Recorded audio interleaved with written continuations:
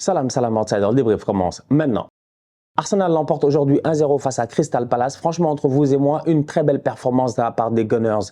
Gagner ce genre de match en Première Ligue, ce n'est pas facile. Quiconque connaît ce championnat-là connaît la difficulté que tu as de gagner à l'extérieur.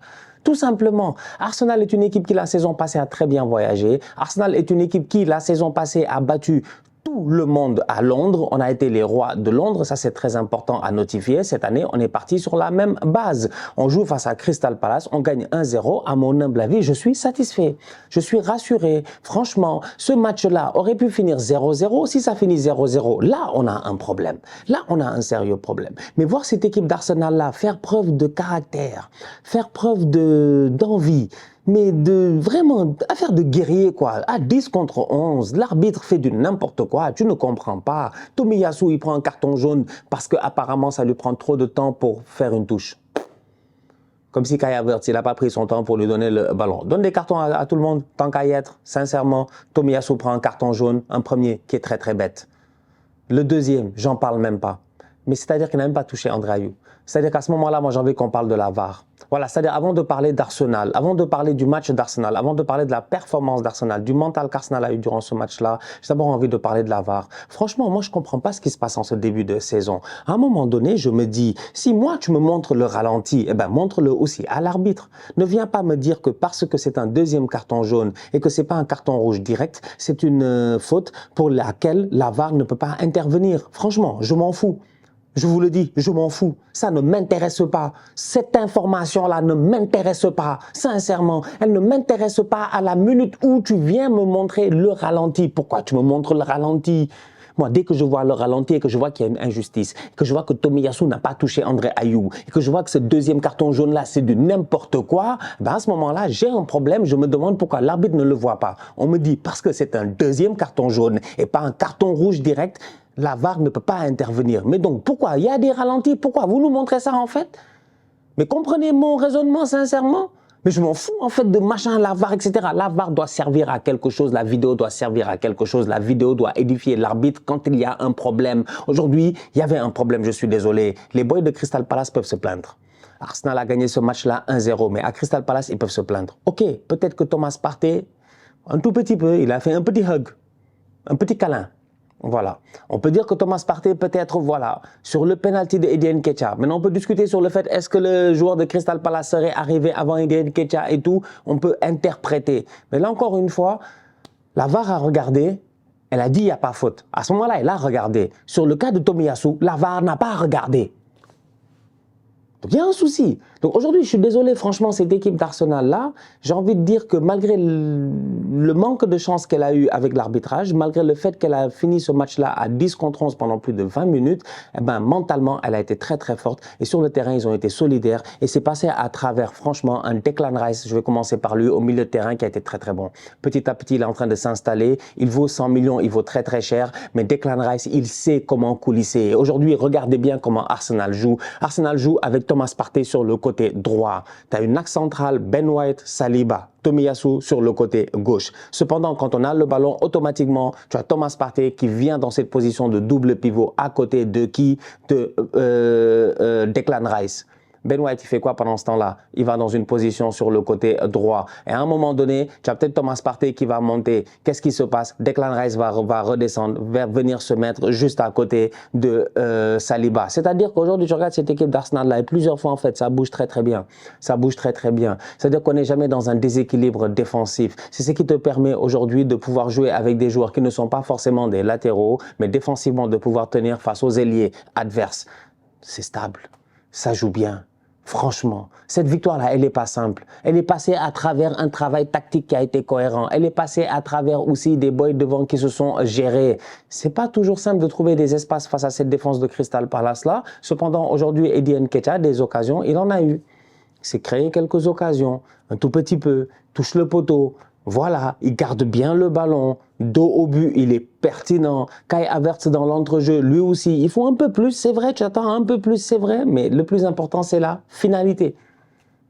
Gagner 1-0 à Palace, vous allez voir le nombre d'équipes qui, cette saison, vont sûrement galérer sur le même terrain. En plus, avec leur couleur là, on aurait dit Ted Lasso. À chaque fois que je les vois dans ma tête, j'ai Je sais pas, j'ai des inquiétudes. Je me dis, c'est le Richmond FC, ils sont capables de gagner le match, tu vas rien comprendre. Un coup de pied arrêté, boum, ça va toucher le tibia de quelqu'un et ils vont claquer un but. Bref, blague à part, belle performance de la part d'Arsenal aujourd'hui en Première Ligue. C'était pas facile, mais les Gunners se sont gérés. Timber est blessé, c'est dommage. Jusqu'à la fin de la saison, peut-être, sûrement. En tout cas, le club n'a pas vraiment communiqué sur la durée de la blessure, mais je pense que nous tous, on sait que Timber, on le retrouvera pas sur les terrains de sitôt. Donc du coup, on a recruté un joueur très cher, un joueur, on avait besoin de lui. On avait besoin de sa versatilité. Il peut jouer défense centrale, défenseur droit, défenseur gauche. Il a commencé la saison défenseur gauche. Tomiyasu est venu prendre sa place. Zinchenko va à un moment donné revenir dans cette équipe-là. Et dès qu'il va revenir sur le côté gauche, ça va amener plus de stabilité. Ça, j'en suis certain. Et j'ai hâte de voir comment Arsenal va jouer quand Zinchenko va revenir. Comment Zinchenko va venir se positionner dans cette position-là, peut-être au milieu de terrain. Est-ce qu'on va jouer finalement avec un milieu de terrain à 3, Partey, Rice, Zinchenko de temps en temps? Il y a plein d'ajustements tactiques qui seront intéressants à voir dans les prochains matchs avec Mikel Arteta. Mais au-delà de cela, j'ai envie de parler de Thomas Partey. Sur le côté droit, franchement, il a fait le travail. Il a fait le travail. Crystal Palace, c'est une équipe qui a des joueurs qui sont assez vifs. C'est une équipe qui aime aussi les dédoublements. Ils ont des ailiers qui vont vite. Certes, ils ont perdu Wilfried Zaha, c'est vrai. Wilfried Zaha, peut-être qu'il nous aurait fatigués aujourd'hui, mais c'est une équipe qui ne manque pas de talent. On a vu aujourd'hui Tomiyasu face à André Ayew, face à Jordan Ayew. Ça n'a pas été facile. Ça n'a pas été facile pour Tomiyasu.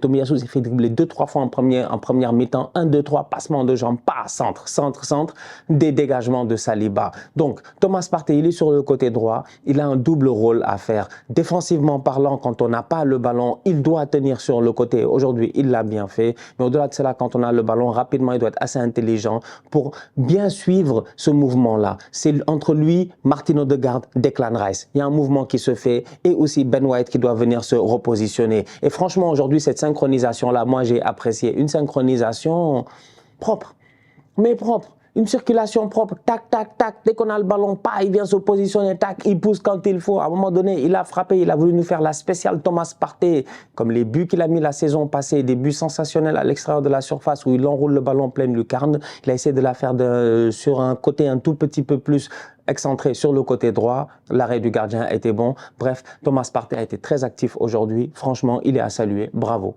Ça fait plaisir de le voir sur le terrain, ça fait plaisir de le voir à ce niveau-là. Je pense que la concurrence aussi le pousse à maintenir son niveau. Cette année, il y a de la concurrence au milieu de terrain. Jorginho, quand il rentre, il fait le travail pour tenir le score. Donc franchement, si tu ne te gères pas, on te met sur le banc.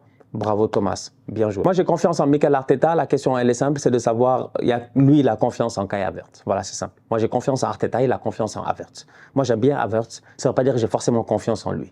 Donc c'est un peu mitigé, tu vois, en ce moment. Donc du coup Kai Havertz doit se gérer, Kai Finesse doit se gérer. Pour moi il est bon, mais il me faut plus, il me faut juste plus, un peu plus, un peu plus. On va voir un peu plus, allez Kai, gère-toi. Franchement. Martin Odegaard au milieu de terrain, absolument rien à dire. Comme d'habitude, il fait son match. Voilà. La qualité de conduite de balle de Martin Odegaard, elle est juste exceptionnelle. Au-delà de cela, aujourd'hui, il claque un très bon penalty. Bukayo Saka a eu l'occasion de rater des penaltys en pré-saison. On l'a vu ici. Bukayo Saka, les penaltys, c'est vrai que c'est des hauts et des bas. Après l'Euro, avec l'Angleterre, quand il avait raté ce penalty-là, il avait su rapidement rebondir. Avec Arsenal, on l'avait vu, il avait pris des penaltys très importants. Il les avait marqués. Ces derniers temps, ça a été plus compliqué. Martin Odegaard est sur le terrain. Il a le brassard de capitaine. C'est un leader, c'est un guerrier. Il n'y a pas de souci. Il vient, il claque son penalty. Petit filet. Bien joué. Absolument bien joué. Dans l'ensemble, franchement, offensivement, il n'y a absolument rien à dire. J'aurais peut-être aimé voir Trossard dans ce match-là à la place de Martinelli. Martinelli fait ses matchs, hein, tu vois. Il n'y a absolument pas grand-chose à rajouter. Cependant, Martinelli en première mi-temps, pour ceux qui ont vu le match, ils auront eu l'occasion de le voir. C'est une des premières occasions d'Arsenal. Tu as un très bon décalage qui est fait. Et je pense que tu as Kai Havertz qui donne un ballon à Martinelli. À ce moment-là, il force pour rentrer sur son pied droit 2 fois. Une fois, 2 fois, il frappe, le ballon est contré. Je pense que s'il contrôle, il frappe pied gauche, il y a moyen de fatiguer le gardien. Il y a moyen de fatiguer John Stones, en fait. Malheureusement, il ne le fait pas. Donc, des fois, c'est sur ces choix, en fait, que Martinelli, tu te dis, ouais, il doit faire un tout petit peu plus d'efforts. Mais il a fait une tellement belle saison l'année passée. Il est tellement bon, en fait, en ce moment, que j'ai envie de dire juste que voilà. C'était un match compliqué face à Crystal Palace. Fallait chercher les 3 points. Fallait chercher la victoire. Et Arsenal l'a fait. Il n'y a pas longtemps que de cela, il y a quelques années, ce genre de match-là, on aurait peut-être même perdu. On aurait perdu des points. La City, ils ont 2 victoires. Nous aussi, on a 2 victoires. Allons-y. Allons-y jusqu'au bout. On est là, on est tranquille, on est posé, franchement. On sait que les gars, ils sont forts.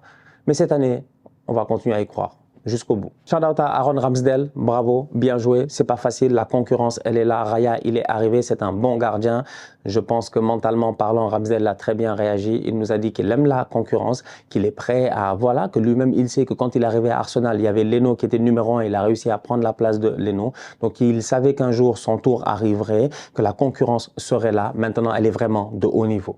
Raya n'est pas un petit gardien de but, mais là quand tu vois la performance de Ramsdale aujourd'hui, tu es satisfait, tu es rassuré, franchement.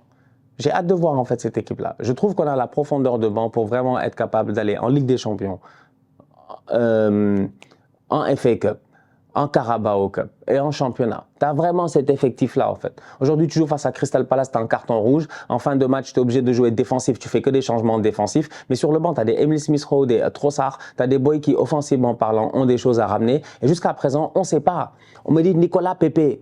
Ha! Mais Pepe, il a des choses à prouver.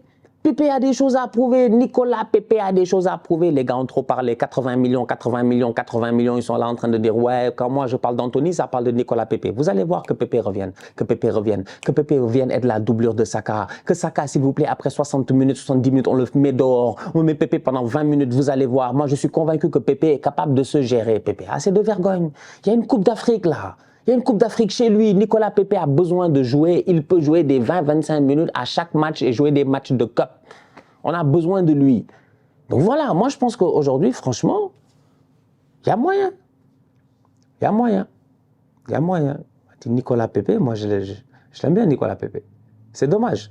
Ça a été compliqué pour lui, on est d'accord, mais je pense qu'il peut revenir dans cette équipe-là. Donc bref, tout ça pour dire qu'aujourd'hui, j'ai envie de saluer Ramsdale. Voilà, j'ai envie de saluer Ramsdale. La concurrence n'est pas simple, mais la concurrence est nécessaire dans cet effectif-là. Donc du coup, bravo. La famille, on se capte très bientôt pour une nouvelle vidéo. D'ici là, on continue à liker, on continue à partager, on s'abonne, on s'abonne, on s'abonne. On est ensemble, on reste en santé. C'est le plus important. Tous outsiders.